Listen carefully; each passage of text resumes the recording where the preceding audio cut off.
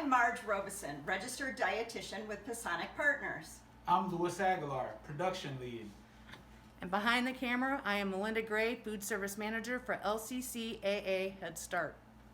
Welcome to part 3 of our 3-part Build a Balanced Plate Out of the Box cooking series. Today, we're going to make a cilantro lime quinoa. Quinoa may be new to some of you. It's a grain that has become pretty popular over the past several years. We often refer to it as a grain, but really it's a seed. It's packed with vitamins and minerals, protein and fiber. It's also gluten-free and relatively high in protein. So when we talk about our balanced plate, the quinoa would be in that grain part of the plate. And it's the type of grains that we would like to include in our diet that's more whole grain and has fiber. This pairs particularly well with the salsa and the Mexican frittata that we made in series 1 and 2 classes, because they all kind of have a Mexican flavor and flavor profile to them.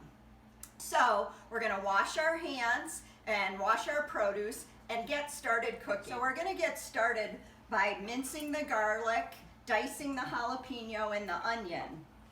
So Louis has prepared some of his ingredients. And he's putting some oil in the pan that's being heated to medium. And then he's dicing up the garlic and going to do the onion and the jalapeno and put that in the pan to saute a little bit. Now remember, if you don't like jalapeno as much, don't want the quinoa as spicy, you can always leave that out or reduce the amount.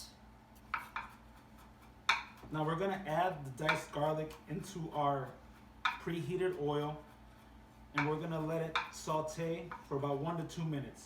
You don't want to brown it, you just want some of that flavor to be extracted from it. So we're going to go ahead and add that in now. And again, I'm not sure if you can hear that over there, but that is the sound that you want. You want that slight sizzle. So we're going to give it a quick stir here.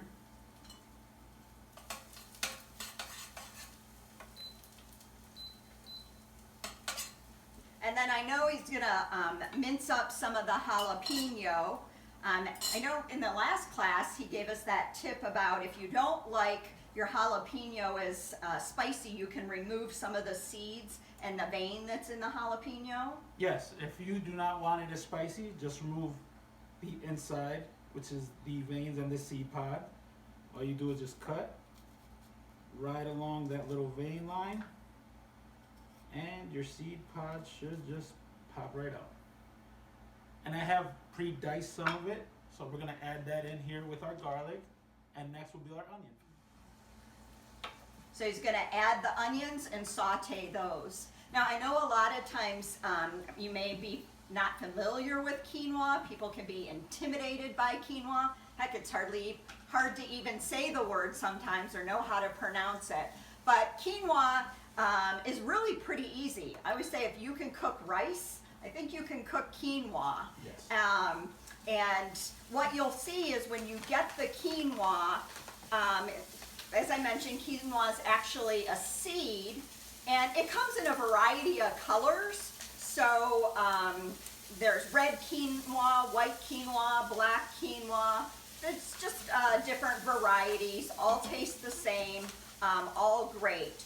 What you want to make sure, what we did already, is rinse the quinoa a little bit. So we put the quinoa in a fine strainer and rinsed it off just to get any dust or particles that might be in there. So how's those vegetables coming along, Louis? They are looking good. Okay. So the vegetables are getting pretty tender, and then our next step would be to add in Our quinoa. So Louis is going to add in the rinsed quinoa. And then the general ratio for quinoa to water, or in this recipe we're actually using broth, but you can also just use water. is 1 cup quinoa to 2 cups of liquid, right? So we're gonna add in our liquid, he's mixing the quinoa around just a little bit to give it kind of a toasty flavor. Yes. Want to just toast it up just a little bit, maybe about 1 to 2 minutes. Right. And then he's gonna add the broth. So he's got all the liquid in there. And then it just needs to simmer for a few minutes. Yeah, you want to bring this up to a boil, and then you want to simmer it about 15 to 20 minutes until the grain is tender, or it's a seed. Right, it's a seed. So what you'll see is that as the grain cooks, it kind of splits open, pops open a little bit. And that's kind of how you know when it's done, is when the water's all, or the liquid is all absorbed and that seed pops open. So as our quinoa is simmering, I've invited Julia Lee to join me. She's a dietetic intern. And I thought you could maybe give us some insight into why fiber is so important and why we're always promoting foods that have more fiber in them. Yeah. Fiber is an essential nutrient. However, most Americans fall short of the recommended daily amount in their diets. Fiber contributes to health and wellness in a number of ways, such as heart health, can actually lower cholesterol. It's good for gut health, actually helps with constipation and diverticulosis actually. It also helps promote feeling full, which can keep you at a healthy weight. You can find fiber in a lot of plant foods, such as fruits, vegetables, So I know they frequently say of all the grains you eat during the day, half of your grains, you should aim for those to be whole grain.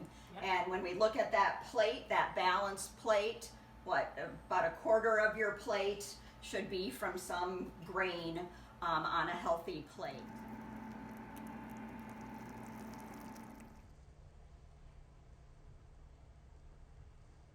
So our quinoa's done cooking. The water has all been absorbed and the seed has started to pop. And now we're gonna add in our mix-ins. Yeah, so our next step would be to add in the mango, the cilantro, some lime juice, some avocado, and the corn is optional. And we're gonna be using that today, as you see here.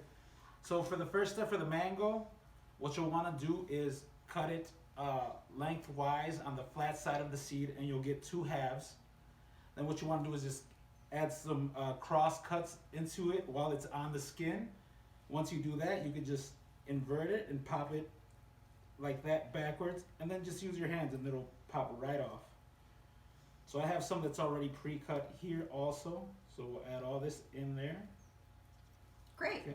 Well, you make cutting a mango look easy, because I know that can be a challenge. Yes. I think for this you could also use frozen mango if you wanted.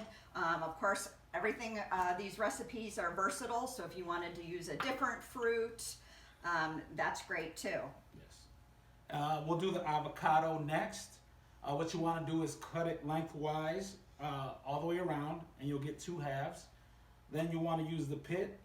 You could use your hand, just so it'll pop right out, as long as it's ripe enough. Then with a spoon, just take regular kitchen spoon, just go right along all that skin, and you'll pop it right out. Once you do that, just to get a dice, you'll want to cut it as thick or as thin as you'd like, and then just cross cut it, and you'll have your diced avocado. So we'll throw that in there. I have some here that's already cut. We'll add that in there too. So I'm just gonna add the avocado and then some cilantro. And again, we know that sometimes some people don't care for cilantro, so you can cut down on the amount of the cilantro that you're using, or even just omit the cilantro. Yes. And for the cilantro, you just want to give it a rough chop. Just kind of chop it. Again, as thin or as thick as you like.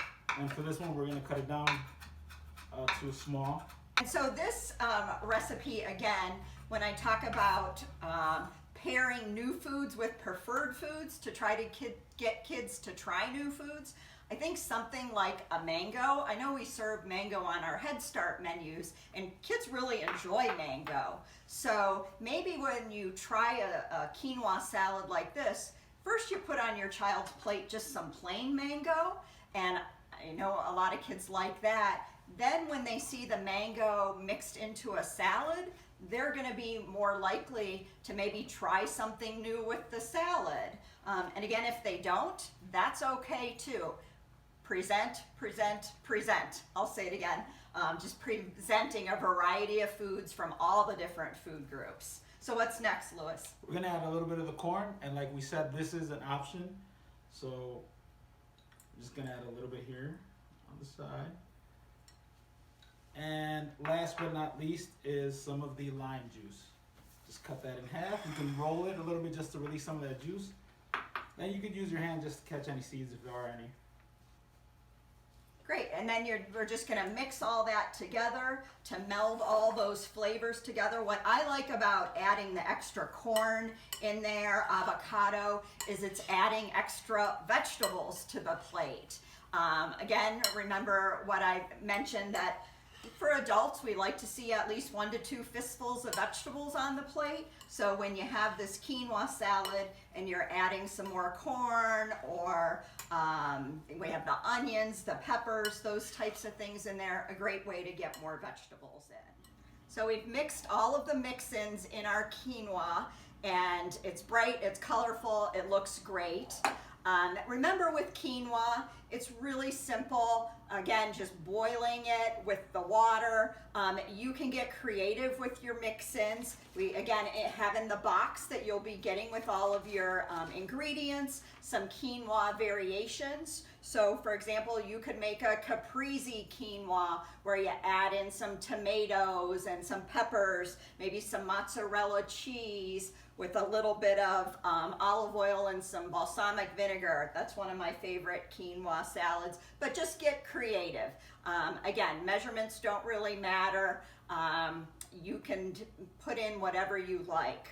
So at the end of our 3-part series, we've created a salsa, which is a great vegetable. We've also added a few more vegetables on our plate here. You'll see I took some of the peppers and the tomatoes that we've used as some of our ingredients.